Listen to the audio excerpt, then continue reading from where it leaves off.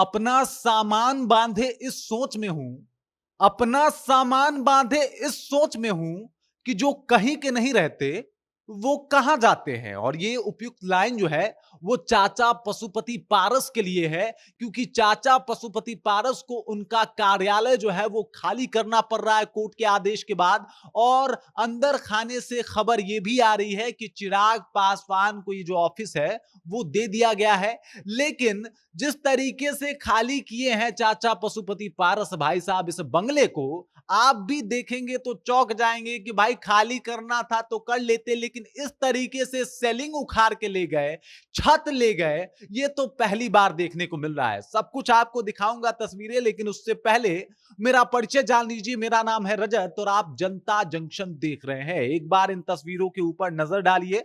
ये है चाचा पशुपति पारस और ये है चिराग पासवान, बहुत बड़े राइवल माने जाते हैं। और माना जा रहा था कि भाई साहब ये चिराग पासवान की जीत हुई है, लेकिन चिराग पासवान की जीत तो हुई है, बंगला खाली भी हो गया है। लेकिन जिस तरीके से बंगला खाली हुआ है वैसे तो नहीं होना चाहिए था। अब बात करते हैं चिराग पासवान की, तो चिराग पासवान फपक फपक के रो रहे थे कुछ दिन पहले और बता रहे थे किस तरीके से उनके चाचा ने उनके साथ गद्दारी की। जब भी वो माइक थामते थे और चाचा का जिक्र होता था तो उनकी आंखें नम हो जाया करती थी और उनके मन में शायद यही चल रहा होगा कि किसी भी तरीके से पशुपति पारस से बदला लेना है। जिन्होंने मेरी पार्टी तोड़ी है उनको मैं ऐसे छोड़ने वाला नहीं हूं। इसका जिक्र चिराग पासवान ने किया भी था और ये सब कुछ अब देखने को भी मिल रहा है जब कोर्ट के फैसले के बाद उनको उनका बंगला, उनका कार्यालय जो है वो खाली करना पड़ रहा है। तस्वीरें सामने है भाई साहब, ये देख लीजिए ये किस तरीके से ये सब कुछ सेलिंग से सब कुछ उखाड़ के निकाल के लेके गए हैं एकदम। चाचा पशुपति पारस एकदम से पूरा कुछ भी नहीं छोड़ा है उन्होंने, सब कुछ उखाड़ के ले गए। ये है बंगला पटना में, ये है ऑफिस था पहले, ये पहले इसमें रामविलास पासवान जी बैठा करते थे। लेकिन जब पार्टी टूटी तो ये ऑफिस जो है वो पशुपति पारस को दे दिया गया था।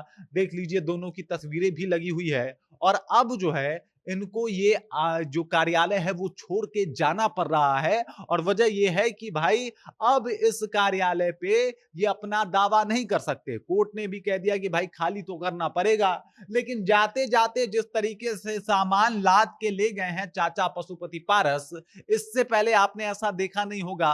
पशुपति पारस एक एक सामान, कुर्सी, यहां तक कि जो गेट के ऊपर जो उन्होंने कुछ काम भी करवाया था वो सब उखाड़ के लेके गए हैं। करकट गिराया था वो भी लेके चले गए। मतलब अभी अगर आप बंगले में जाके देखिएगा, कार्यालय में जाके झांकिएगा तो वो कार्यालय आपको थोड़ा खंडहर नुमा लगेगा, क्योंकि जितना भी हो सका है भाई साहब चाचा ने एकदम से सामान बांध लिया है और लेके निकल पड़े हैं। लेकिन सवाल फिर वही उठता है कि अपना सामान बांधे इस सोच में हूं कि जो कहीं के नहीं रहते वो कहां जाते हैं। जहां भी गए भाई साहब इनको उस तरीके का तवज्जो नहीं मिला। पहले तो पार्टी तोड़ी, पार्टी के साथ बीजेपी में रहे, इनको मंत्री भी बनाया गया, लेकिन उसके बाद जो बेकदरी इनको देखने को मिली 2024 के लोकसभा चुनाव में वो इन्होंने कल्पना भी नहीं की होगी। उसके बाद अभी विधानसभा का चुनाव है और विधानसभा चुनाव में भी इनको कुछ खास तवज्जो नहीं दिया जा रहा है, इनको कुछ खास उम्मीदें दिखाई नहीं दे रही है। अब एक ये कार्यालय था जिसके ऊपर ये कोर्ट केस करके ये सोच रहे थे कि शायद कोर्ट इनके पक्ष में फैसला सुनाएगी, लेकिन कोर्ट जो है वो इनके खिलाफ चली जाती है। मजबूरी बस इनको जो है बंगला जो है वो खाली करना पड़ रहा है। और अब वाकई ये इनको सोचना पड़ेगा कि अब ये अपने सामान को लेके कहां जाए, क्योंकि पहला झटका बीजेपी दे चुकी थी लोकसभा के चुनाव में। बीजेपी अभी भी इनको कुछ खास उम्मीद दिखा नहीं रही है। और उधर अगर चिराग पासवान की बात करें तो चिराग पासवान हाथ धो के पीछे पड़े थे। एक वक्त था जब ये बता रहे थे कि चाहे कुछ भी हो बदला तो लेंगे। चिराग पासवान रो रो के सभाओं को संबोधित किया करते थे और कहते थे मेरे पिता के जाने के बाद मेरे चाचा ने मेरे साथ बहुत गलत किया है। और अब एक वक्त है कि जो कार्यालय जिसमें कभी रामविलास पासवान जी बैठा करते थे उस कार्यालय को चाचा ने हथिया लिया था। और एक आज का दिन है कि उस कार्यालय को छोड़ के चाचा पशुपति पारस को जाना पड़ रहा है। और अंदर खाने से खबर यह आ रही है कि इस कार्यालय को चिराग पासवान को अलॉट कर दिया गया है। आप समझ जाइए चिराग पासवान की ये बहुत बड़ी जीत मानी जाती है। और यहां भी इनका स्ट्राइक रेट जो है वो 100% ही बताया जा रहा है, क्योंकि चिराग पासवान एक तरीके से देखा जाए तो स्ट्राइक रेट इसलिए भी 100% है कि लोकसभा के चुनाव में उनको 5 सीटें मिल जाती है, इनको 1 सीट भी नहीं दिया जाता है। विधानसभा के चुनाव में भी इनको ज़्यादा तवज्जो नहीं दिया जा रहा है। इससे पहले ये माना जा रहा था कि उपचुनाव में इनको 1 सीट मिलेगा, वो भी इनको बीजेपी सीट नहीं देती है।